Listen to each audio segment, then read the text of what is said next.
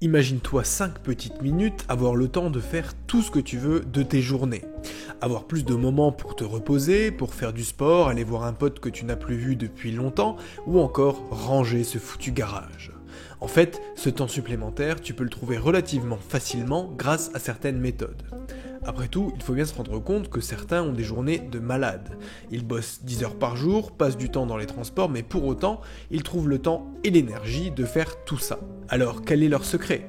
C'est la question à laquelle Kevin Kruse s'est efforcé de répondre dans ce livre, dont le titre pourrait être traduit par « Les 15 secrets des personnes à succès en matière de gestion du temps ». Donc si tu veux être plus productif, plus concentré et mieux gérer tes routines quotidiennes, reste bien jusqu'au bout parce que l'épisode d'aujourd'hui risque fort de t'intéresser. Et pour cause, il est basé sur l'expérience de 7 milliardaires, 13 athlètes, 29 étudiants brillants et 239 entrepreneurs, donc des gens qui maîtrisent très bien l'épineux sujet de la gestion du temps. Alors salut à tous et bienvenue sur eBook, la chaîne de podcast où on vous résume des livres sur le dev perso et le mindset. Les présentations étant faites, n'hésite pas à soutenir mon travail en t'abonnant et en mettant 5 étoiles à ce podcast si tu es sur Spotify. C'est gratuit, ça aide à référencer mon travail et ça fait toujours plaisir. J'en profite aussi pour t'inviter une nouvelle fois à bien rester jusqu'au bout du résumé d'aujourd'hui, parce que l'auteur a fait exprès de placer la loi la plus importante en matière de gestion du temps tout à la fin de ce livre. Commençons maintenant avec le secret numéro 1, le temps est ta ressource la plus précieuse et la plus rare. Contrairement à l'argent, notre temps est limité et il ne peut plus être récupéré une fois qu'on l'a perdu.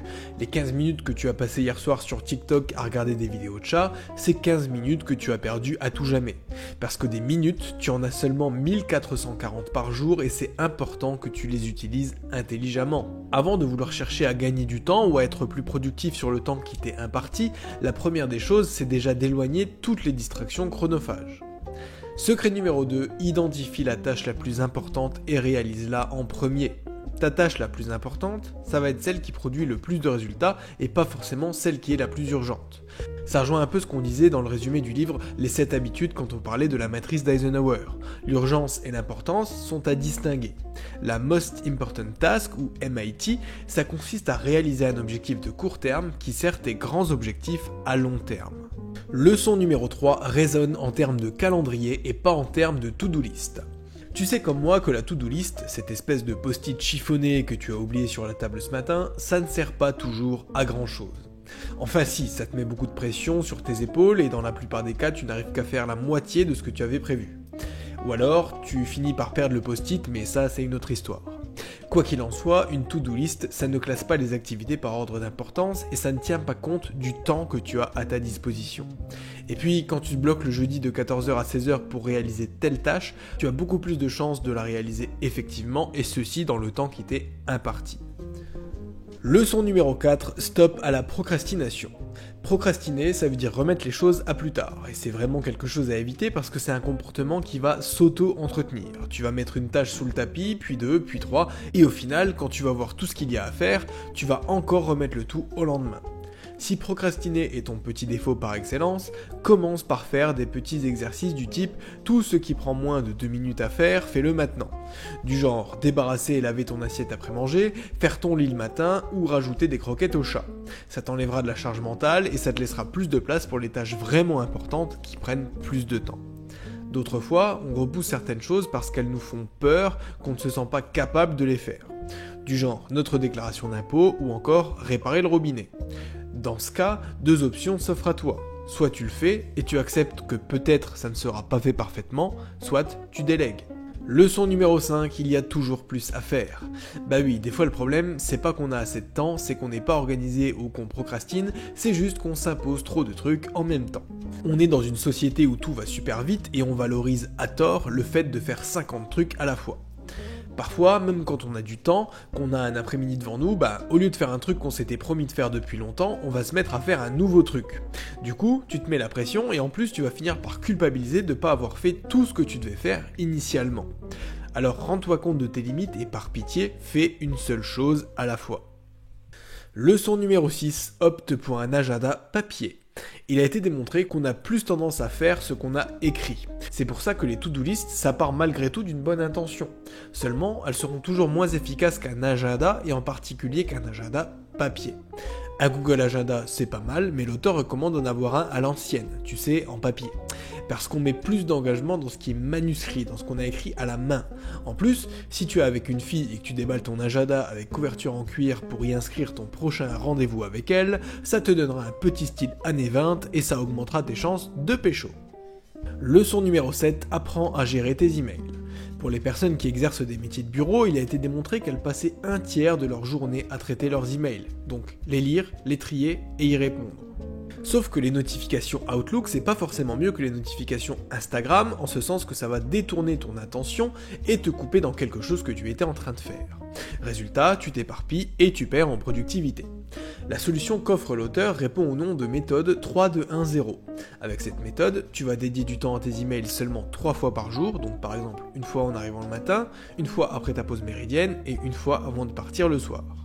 À chaque fois pour une durée de 21 minutes maximum et avec pour objectif d'arriver à 0 courrier électronique quand la journée s'achève. Donc 3, 2, 1, 0. Leçon numéro 8, comment éviter les réunions. Si tu as des réunions à ton travail, tu sais très bien à quel point certaines sont longues, chiantes et surtout inutiles. L'auteur recommande de te rendre à une réunion seulement si c'est indispensable.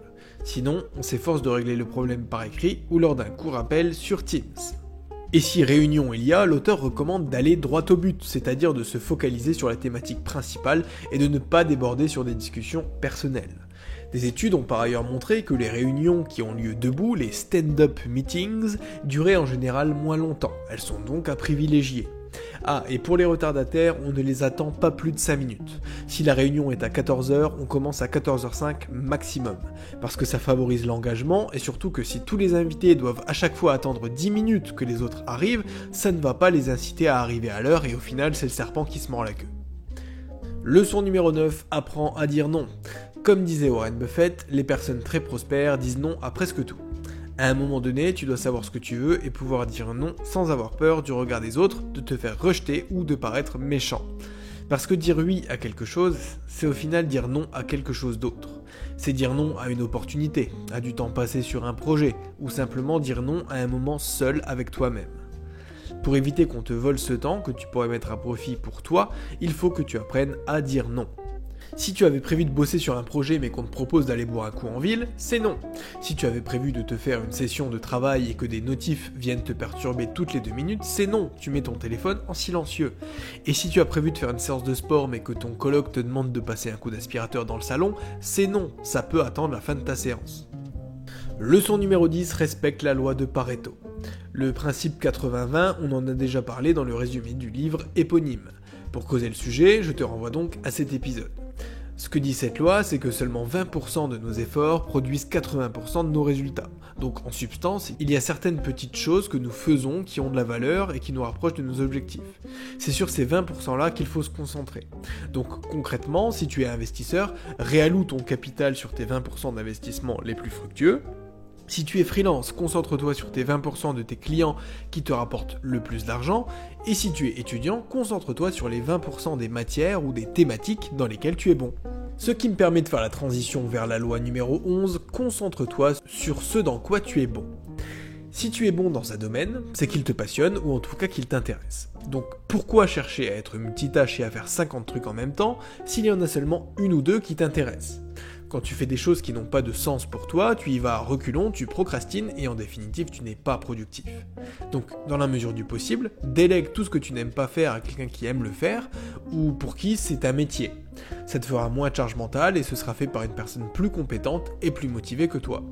Et c'est grâce au pouvoir de la délégation que les plus grands sont devenus les plus grands. Si Elon Musk s'était mis à tout vouloir faire lui-même et qu'il passait des journées entières à changer les roues des Tesla qu'il vend, ça lui aurait laissé peu de temps pour conceptualiser de nouveaux modèles. Leçon numéro 12, fais-toi des journées à thème. Avec cette leçon, on va se définir des points de focus pour chaque jour de la semaine. Du genre, bon, lundi je me concentre à fond sur le boulot, comme ça m'enlève de la pression pour le reste de la semaine. Je rentrerai plus tard, mais c'est pas grave. Mardi, j'en profiterai donc pour quitter un peu plus tôt et passer chez Casto parce qu'il me faut de la peinture pour faire des retouches dans la salle de bain. Mercredi, j'ai pour objectif de finaliser la 2e couche de peinture et j'en profiterai pour faire un peu de ménage dans la maison. Jeudi, c'est ma journée sociabilité, je vais prendre ma pause déj avec un pote et je profiterai de ma soirée pour regarder un film avec ma femme. Ça me permettra de souffler un peu. Vendredi, il fait beau, ça tombe bien, je voulais justement me remettre à la course à pied, j'irai donc faire un petit tour après le boulot. Leçon numéro 13, tout ce qui peut être fait en 5 minutes ou moins, fais-le immédiatement. En fait, ça rejoint un peu ce qu'on disait avant. Toutes ces petites tâches qui prennent du temps, prends pour habitude de les faire tout de suite parce que sinon ça va rester dans ton esprit et te générer de la charge mentale. Donc, quand tu as fini de lire, range ton livre dans la bibliothèque. Quand tu reçois un email avec une question courte, réponds-y tout de suite, et quand un nouvel événement arrive dans ton calendrier, note-le immédiatement, histoire d'être sûr de ne pas oublier.